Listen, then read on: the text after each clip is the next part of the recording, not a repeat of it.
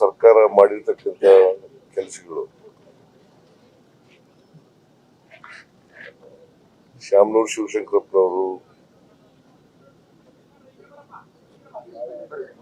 ಅವರ ಕ್ಷೇತ್ರಕ್ಕೆ ಮಾಡಿರ್ತಕ್ಕಂಥ ಕೆಲಸಗಳು, HY ಮೇಟಿ ಅವರು ಅವ್ರ ಕ್ಷೇತ್ರಕ್ಕೆ ಮಾಡಿರ್ತಕ್ಕಂಥ ಕೆಲಸಗಳು,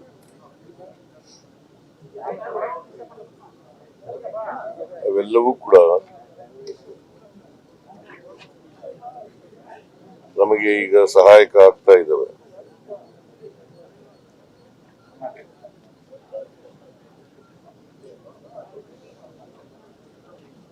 ಆಮೇಲೆ ನಮ್ಮ ಗ್ಯಾರಂಟಿ ಯೋಜನೆಗಳು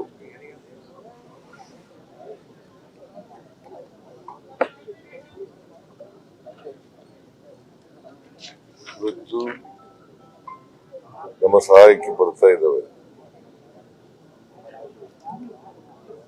ಬಿಜೆಪಿಯವರು ಗ್ಯಾರಂಟಿ ಯೋಜನೆಗಳನ್ನ ವಿರೋಧ ಮಾಡ್ತಾ ಇದ್ದಾರೆ.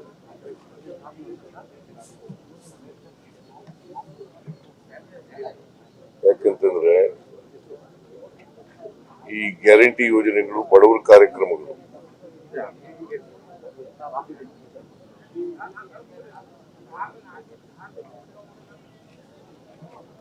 ಬಡವರ ಕಾರ್ಯಕ್ರಮಗಳನ್ನ ಯಾವಾಗಲೂ ವಿರೋಧ ಮಾಡ್ತಾರೆ ಅವರು. 535 ಕೋಟಿ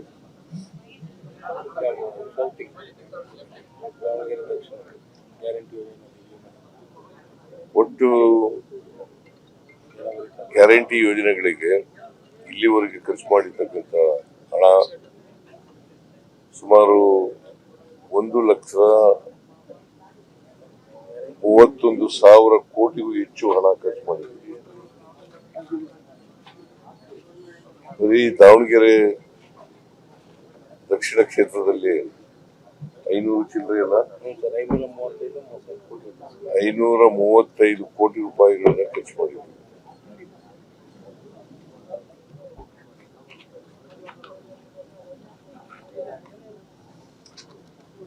ಆರ್ಥಿಕ ತತ್ವಗಳಲ್ಲಿ 2 ತರ ಇದೆ. ಒಂದು ಟ್ರಿಕಲ್ ಡೌನ್ ಆರ್ಥಿಕ theory,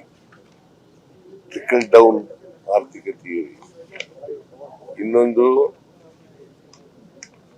universal basic income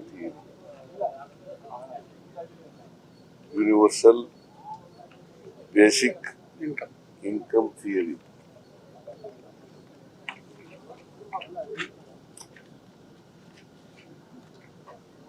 trickle down ಆರ್ಥಿಕ ಥಿಯರಿ ಅಂತಂದ್ರೆ ಸಮಾಜದಲ್ಲಿ ಇರ್ತಕ್ಕಂಥ ಮೇಲ್ಸ್ತರದವರಿಗೆ ಉಪಯೋಗ ಆಗ್ಲಿ ಅಂತ ಮಾಡ್ತಕ್ಕಂಥದ್ದು. ಯೂನಿವರ್ಸಲ್ ಬೇಸಿಕ್ ಇನ್ಕಮ್ ಅಂತಂದ್ರೆ ತಳ ಸಮುದಾಯದ ಜನರಿಗೆ ಮಾಡ್ತಕ್ಕಂಥ ಕಾರ್ಯಕ್ರಮಗಳು, ಆರ್ಥಿಕ ಕಾರ್ಯಕ್ರಮಗಳು. ನಾವು ನಂಬಿಕೆ ಇಟ್ಕೊಂಡಿರ್ತಕ್ಕಂಥದ್ದು ಯೂನಿವರ್ಸಲ್ ಬೇಸಿಕ್ ಇನ್ಕಮ್ ಆರ್ಥಿಕತೆಯಲ್ಲಿ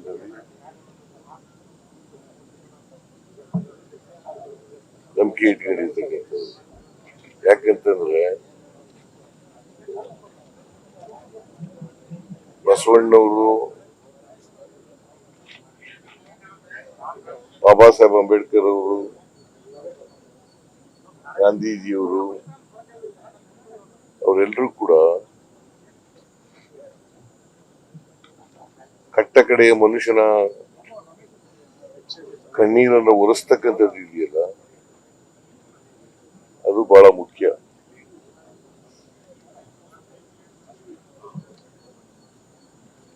ನಾವು ಈ ಗ್ಯಾರಂಟಿ ಯೋಜನೆಗಳ ಮೂಲಕ ಸಮಾಜದಲ್ಲಿರ್ತಕ್ಕಂಥ ಎಲ್ಲ ಬಡವರು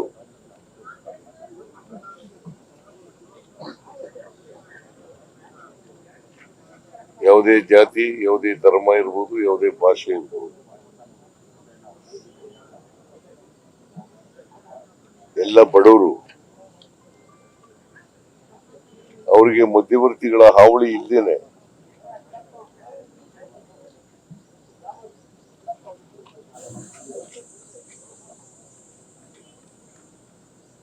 ನೇರವಾಗಿ ಅವರ ಖಾತೆಗಳಿಗೆ ಹಣ ಕೊಡ್ತಕ್ಕಂಥ ಕೆಲಸವನ್ನು ಮಾಡ್ತಾ ಇದ್ದೀವಿ. ನೇರವಾಗಿ ಅವ್ರ ಖಾತೆಗಳಿಗೆ ಹಣ ಕೊಡ್ತಕ್ಕಂಥ ಬಿಜೆಪಿ ಅವರು ಹೇಳ್ತಾರಲ್ಲ, ಗ್ಯಾರಂಟಿ ಯೋಜನೆಗಳಲ್ಲಿ ಭ್ರಷ್ಟಾಚಾರ ನಡೀತದೆ ಅಂತ ಹೇಳಿ. ಭ್ರಷ್ಟಾಚಾರ ಹೆಂಗ್ ನಡೀಲಿಕ್ಕೆ ಸಾಧ್ಯ? ನೇರವಾಗಿ ಅವ್ರ ಅಕೌಂಟ್ಗೆ ದುಡ್ಡು ಹಾಕ್ತಾ ಇದೀವಲ್ಲ. ಆಮೇಲೆ ಅವರು ಇನ್ನೊಂದು ಆರೋಪ ಮಾಡ್ತಾರೆ, ಏನಪ್ಪಾ ಅಂತಂದ್ರೆ ಗ್ಯಾರಂಟಿ ಯೋಜನೆಗಳನ್ನ ಜಾರಿ ಕೊಟ್ಟದ್ರಿಂದ ಖಜಾನೆ ಖಾಲಿಯಾಗಿದೆ. ಹೇಳ್ತೀನಿ,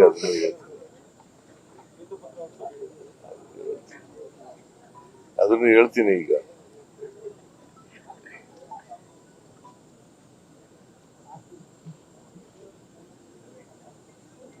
ನಾವು ಸಾಲ ಮಾಡಿದ್ದು ಮುಂದಿನ ವರ್ಷಕ್ಕೆ, ಮುಂದಿನ 27 ಮಾರ್ಚ್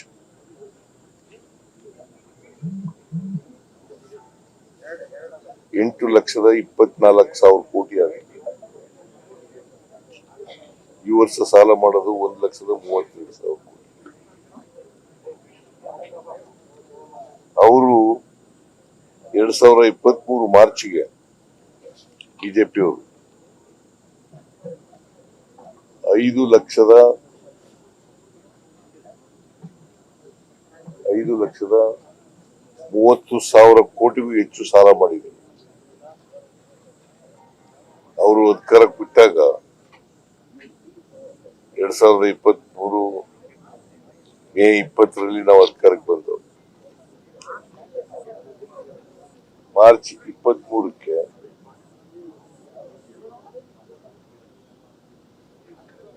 ಮಾರ್ಚ್ 23 2023 ನಾವು ಮೇ 20ರಲ್ಲಿ ಬಂದಿದ್ದೇವೆ. ಮಾರ್ಚ್ ಕೊನೆಯಲ್ಲಿ ಅವ್ರು ಮಾಡಿದ್ದು ಸಾಲ ಎಷ್ಟು? 5,30,000 ಕೋಟಿ. ನಾವೆಷ್ಟು ಮಾಡಿದೀವಿ 4 ವರ್ಷದಲ್ಲಿ? 2,56,000 ಕೋಟಿ. ಸಾಲ ಅವ್ರು ಜಾಸ್ತಿ ಮಾಡಿದ್ರು, ನಾವು ಮಾಡಿದ್ವು. ಇದು ಒಂದು ಕರ್ನಾಟಕದ ಕತೆ. ನರೇಂದ್ರ ಮೋದಿ ಅವರು 12 ವರ್ಷ ಆಯ್ತು ಪ್ರಧಾನಮಂತ್ರಿಗಳಾಗಿ. 12 ವರ್ಷ ಆಯ್ತು. ಅವರು ಅಧಿಕಾರಕ್ಕೆ ಬಂದಾಗ 53,11,000 ಕೋಟಿ ಸಾಲ ಇತ್ತು. ಬರ್ಕಳಿ ಕರೆಕ್ಟ್ ಆಗಿ 53,11,000 ಕೋಟಿ ಸಾಲ ಇತ್ತು.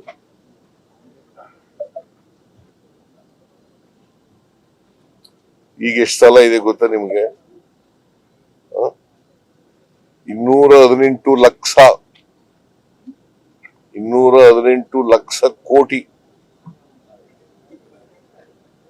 ಅಂದ್ರೆ ಸ್ವಾತಂತ್ರ್ಯ ಬಂತವಿಂದ ಅಕ್ಯುಮುಲೇಟ್ ಆಗಿದ್ದಂತ ಸಾಲ 53,11,000 ಕೋಟಿ. ಇವರು 12 ವರ್ಷದಲ್ಲಿ 218 ಟೋಟಲ್ ಸಾಲ ಇರ್ತಕ್ಕಂಥದ್ದು ದೇಶದ ಮೇಲೆ 218 ಲಕ್ಷ. ಇವರು ನರೇಂದ್ರ ಮೋದಿ ಅವರು ಎಷ್ಟು ಮಾಡಿದ್ದಾರೆ ಅಂತಂದ್ರೆ 165 ಲಕ್ಷ ಕೋಟಿ. ಎಷ್ಟಾಯ್ತು ಸಾಲ? ಯಾರು ಮಾಡಿರೋದು ಜಾಸ್ತಿ? ಏನಂತ ಕರೆಯೋದು ನರೇಂದ್ರ ಮೋದಿ ಅವರಿಗೆ? ಏನಂತ ಕರಿಬೇಕ್ರಿ? ನೀವೇ ಹೇಳಿಯಪ್ಪ. ಇದು ನಿರ್ಮಲಾ ಸೀತಾರಾಮನ್ ನಾವು ಕೊಟ್ಟಿರ್ತಕ್ಕಂಥ ಬಜೆಟ್ ನಲ್ಲಿ ಈ ಸಾರಿ ಹೇಳಿರ್ತಕ್ಕಂಥದ್ದನ್ನೇ ನಾನು ಹೇಳ್ತಾ ಇರೋದು. ಏನಂತ ಕರಿಬೇಕ್ರಿ? ಅದು ಒಂದಾಯ್ತಾ? ವಿಜೇಂದ್ರ ವೈಟ್ ಪೇಪರ್ ಮಾಡಿಸಿ ಅಂತ ಹೇಳಿದ್ದಾರೆ ಅಲ್ವಾ? ವೈಟ್ ಪೇಪರ್, ಶ್ವೇತಪತ್ರ. ಬಜೆಟ್ ಮಂಡಿಸಿರೋದು ಏನು? ಬಜೆಟ್ ನಲ್ಲಿ ಚರ್ಚೆ ಆಗಿದೆ. ನಾನು ಸುಮಾರು 4.5 ಗಂಟೆಗಳ ಕಾಲ ಉತ್ತರ ಕೊಟ್ಟಿದ್ದೀನಿ. ಅಶೋಕ್ ಅವರು 3 ಗಂಟೆ 6 ನಿಮಿಷ ಭಾಷಣ ಮಾಡಿದ್ದಾರೆ. ಇವರು ಮಾಡಿದ್ದಾರೆ, ವಿಜೇಂದ್ರ ಮಾಡಿದ್ದಾರೆ. ಉತ್ತರ ಕೊಟ್ಟಿದ್ದೀನಲ್ಲ, ಅಲ್ಲಿ ಎಲ್ಲ ವಿವರವಾಗಿ ಹೇಳಿದ್ದೀನಲ್ಲ.